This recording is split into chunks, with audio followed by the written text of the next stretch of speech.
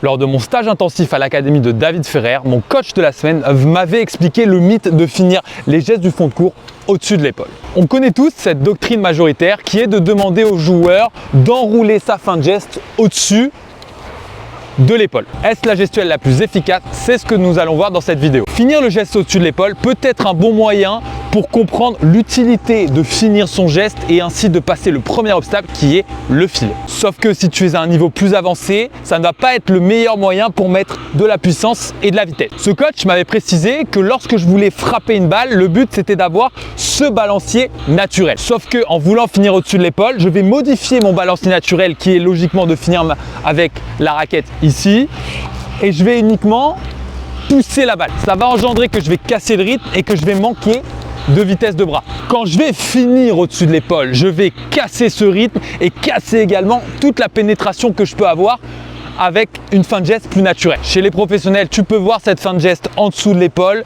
et même de plus en plus au-dessus de la tête comme un certain Rafael Nadal pour garder toujours cette vitesse de bras. Alors évidemment, tu peux avoir une frappe efficace si tu fais passer ton bras et donc tu traverses la balle et que tu finis au-dessus de ton épaule. Mais en te concentrant uniquement sur cette fin de geste au-dessus de l'épaule, je me concentre, je fais uniquement cette fin de geste au-dessus de l'épaule, tu vas oublier un élément essentiel qui est justement de faire passer ses bras, de traverser cette balle avant de finir ton geste. Laisse-toi aller à avoir ce balancier naturel et donc finir tes coups de cette façon et tu verras que tu vas être beaucoup plus fluide et que tu ne vas pas casser ton rythme dans tes frappes.